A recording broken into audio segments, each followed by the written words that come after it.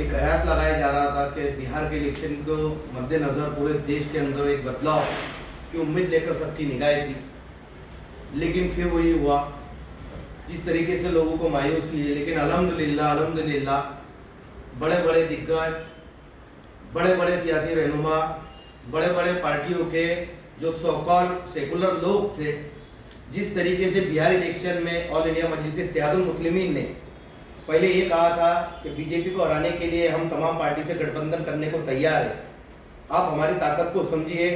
और इस बार जो है और बीजेपी को हराने के लिए हमारे सदर बैरिस्टर असदुद्दीन ओवैसी साहब ने कुछ महीने पहले इलेक्शन से पहले ही कह दिया था कि आप जो है सिवान की जनता हमारे साथ है। पिछली बार हम 5 जीते थे, जो 5 में से 4 उम्मीदवार जो है बीजेपी में चले गए थे।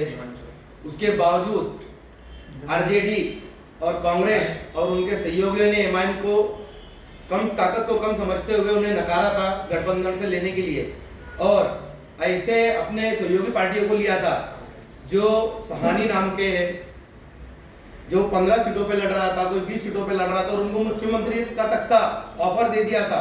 लेकिन निराशा जो है सिर्फ मुस्लिम समाज के लिए आई थी।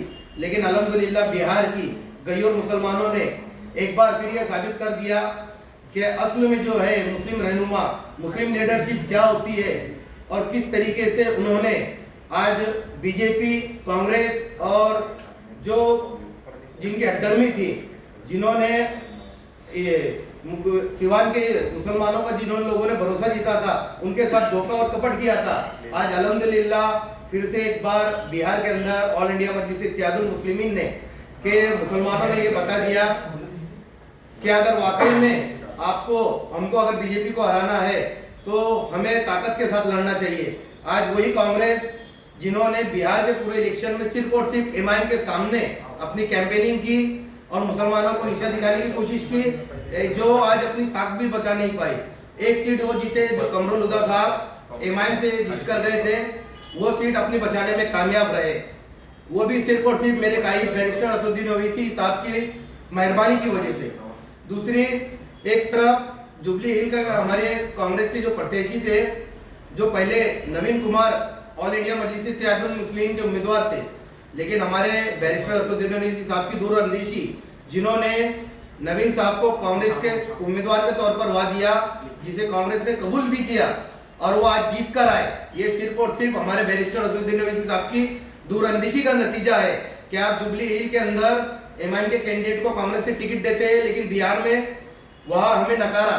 लेकिन वहां की जनता ने उनको मुंहतोड़ जवाब दिया, और आज हमारे राष्ट्रीय अध्यक्ष बैरिस्टर असदुद्दीन ओवैसी साहब, बिहार के हमारे अध्यक्ष अब्दुल रहमान साहब, महाराष्ट्र के हमारे अध्यक्ष सैयद इम्तियाज जलील साहब और तमाम ही ऑल इंडिया मजलिस इत्तेहादुल मुस्लिमीन पूरे इंडिया के मुहिब्बान मजलिस और तमाम ही मुसलमानों की वजह से आज बिहार के अंदर हमारे 5 सीटें कंफर्म हो चुके हैं।